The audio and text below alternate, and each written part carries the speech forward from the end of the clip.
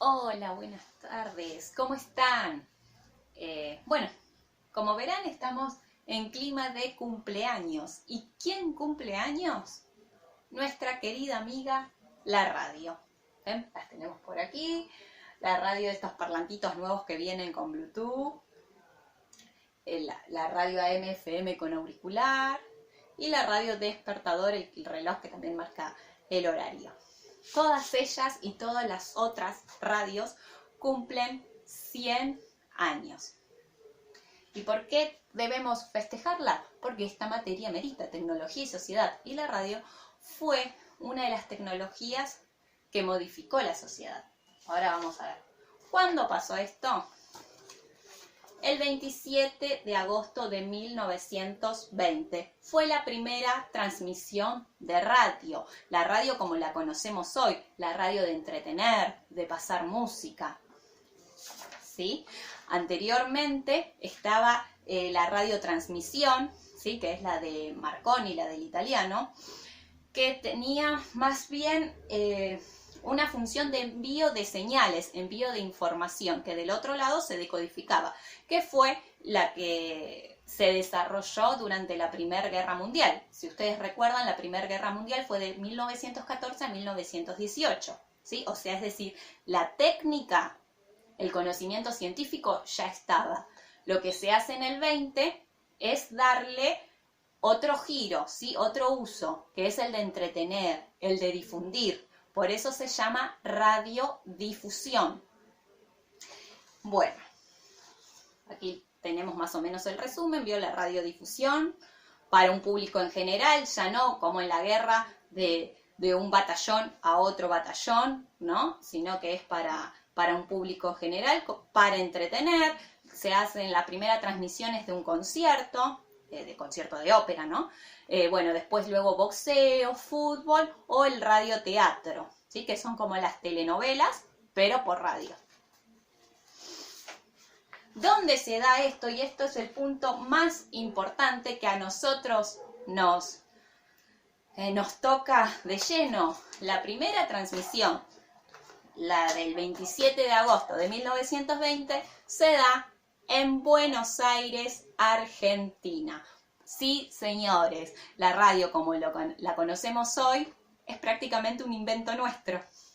Así que, bueno, ¿quiénes son los que llevan adelante este proyecto de la radiodifusión? Son 4 señores que fueron conocidos como los locos de la azotea, que son Susini, Mujica, Guerrico y Romero. Fueron conocidos como los locos de la azotea. Las azoteas, como saben, son las terrazas, porque ellos durante varios días tenían una antena muy rudimentaria, muy precaria, y estaban buscando el punto para orientarla y que quede fuerte, que quede sólida la antena. Entonces estaban trepados por los techos de Capital, de Buenos Aires, y entonces los vecinos los llamaban los locos de la azotea. La primera transmisión se da desde el techo del Teatro Coliseo, y lo que se transmite es una obra de ópera que se estaba llevando a cabo en ese teatro en ese momento, a las 9 de la noche, o sea, se transmite la función, y bueno, y fueron escuchados por menos de 100 personas, que eran las personas que eran ya en ese momento radioaficionados y tenían los dispositivos, o sea, el receptor.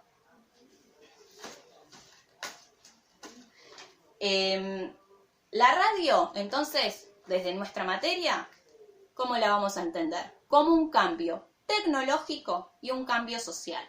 La radio fue un cambio tecnológico porque, imagínense, hace mucho tiempo atrás, que la voz viaje por el aire, que yo esté acá, en Pilar, y pueda oír lo que están hablando otras personas en un estudio de radio en Capital Federal, por ejemplo, ¿sí? Ya ese hecho de que la voz viaje y yo pueda escuchar en vivo fue alucinante.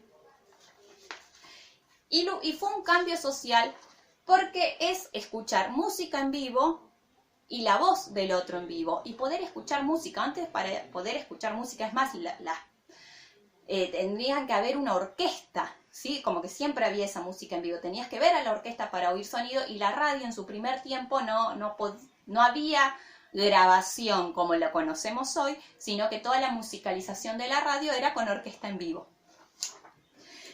El hecho de poder escuchar también hace que nos podamos reunir a escuchar un programa a determinada hora, a poder comunicarnos. Cambia el hábito cultural de mucha gente en ese momento. Y de a poco ya no va a tener distinción de clases. La radio, luego con el desarrollo de la historia y de la economía, es interclasista. O sea, todas las clases sociales tienden y escuchan radio.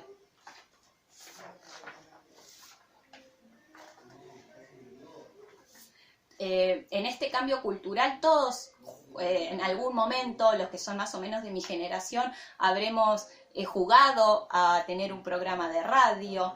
En las radios de los pueblos se acostumbra a mandar saludos o emitir las noticias, o todo por radio, ¿sí? Tiene una función social muy grande la radio. Y en estos 100 años de radio, lo que vamos a conmemorar hoy, ¿no? Fue cómo cambió la información, porque recuerden que en un momento la información era solo en el diario, a principios del siglo XX, y la radio empieza, pero el diario se escribe a la noche y se lee al día siguiente. Con la radio podés estar en la noticia en el mismo momento que ocurre la noticia. Fue una locura en ese momento y empieza a competir. Entonces la radio va a salir un poco del lugar de entretener, también a informar. Uno de los principales sucesos históricos que transmite la radio a modo de información va a ser en 1922 la asunción del presidente del gobierno radical, Marcelo Torcuato de Alvear. Y eso va a ser la primera transmisión en vivo de la asunción presidencial. O sea que ahí va a competir directamente con los periódicos de la época.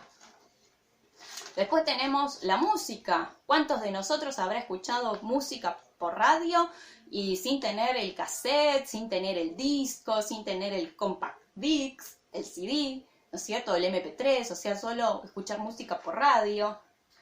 Escuchar los rankings mundiales y musicales, está más o menos la radio como una compañía, ¿no? Como nuestra compañera de noche. No sé si les ha pasado alguna vez cuando se ha cortado la luz y tener una radio a pila y poner la radio. Conocer a los locutores, sentirnos parte a veces de esos locutores cuando ellos cuentan chistes o tienen diálogos, y nosotros sentirnos involucrados y asentir con ellos y reírnos con ellos, como nosotros formando parte de lo que pasa en ese estudio de radio. La publicidad, ¿cuántas veces se nos ha pegado por ahí la música de alguna publicidad de tanto oírla?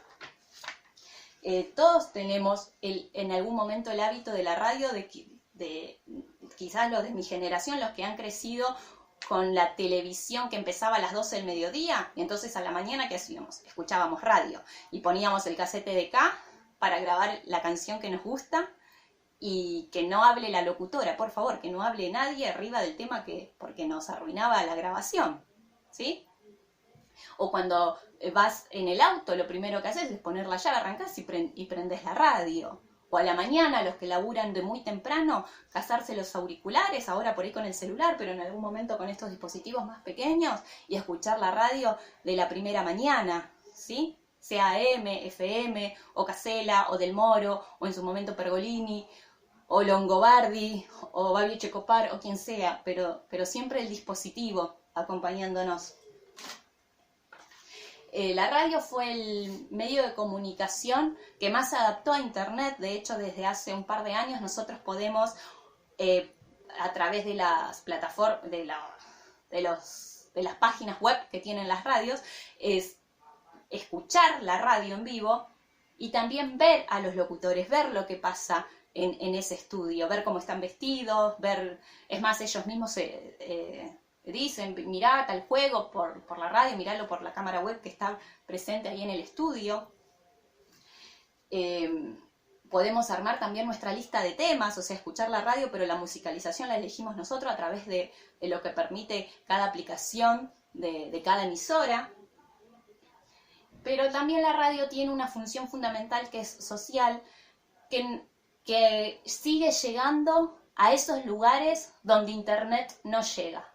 Y me refiero a esos pueblos perdidos, no solo de la provincia de Buenos Aires, porque si salimos un poquito más de kilómetros acá, nosotros ya no tenemos señal en nuestro celular, por más que sea un Samsung J800 o un Motorola de 8000 y pico. O sea, hay lugares donde no tenemos internet y la radio sigue llegando y tiene esa función social. Y en un montón de pueblos de la República Argentina, solo el medio de comunicación sigue siendo la radio, porque aunque no lo crean, hay lugares de nuestro país que el diario sigue llegando a las 5 de la tarde. Eso sigue pasando en el siglo XXI. Entonces, la radio, que lo tenía por acá, también es fundamental en la educación, porque hoy muchos colegas míos están trabajando en la radio y así como yo estoy haciendo videos, hay profes y maestros y maestras y seños que están haciendo programas de radio en esos pueblitos pequeños para llegar a sus alumnos. Entonces es por eso que la radio merece ser reconocida y nosotros no podemos dejar de pasar por alto que fuimos los precursores de este movimiento, como hoy es la radio comercial, y le vamos a brindar un fuerte aplauso y a todos aquellos docentes que hoy están haciendo escuela a través de este dispositivo.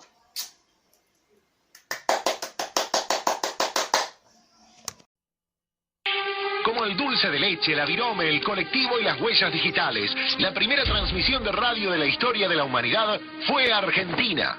Y lo que se escuchó fue Parsifal, la ópera de Wagner, transmitida en vivo desde el Teatro Coliseo de Buenos Aires. Fue el 27 de agosto de 1920, a las 9 de la noche. Pero solo la escucharon los 20 afortunados que tenían con qué, es decir, tenían una radio. Ya se sabía de experimentos anteriores. Los pioneros como Guillermo Marconi habían conseguido que la radiotelefonía creciera y se volviera indispensable para las comunicaciones durante la Primera Guerra Mundial. Pero una cosa es la radiotelefonía y otra cosa es la radiodifusión. Pensada para el público en general, sin fines bélicos y con el objetivo de entretener. Enrique Susini tenía 25 años, un flamante título de médico y 3 amigos estudiantes de medicina: Miguel Mujica, César Garrico y Luis Romero. El único micrófono que pudieron conseguir fue uno para sordos, al que le agregaron una bocina de madera y lo colocaron en las filas más altas del teatro. Trepando por las azoteas, ubicaron la antena entre una torre del teatro y la cúpula de una casa de Cerrito y Charcas. Al caer la noche, los pocos privilegiados que tenían una radio escucharon la voz de Susini. Damas y caballeros, la Sociedad de Radio Argentina hoy les ofrece la ópera Parsifal.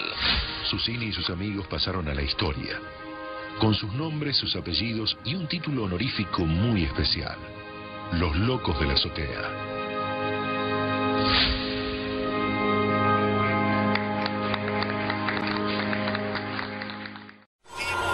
¿Es usted?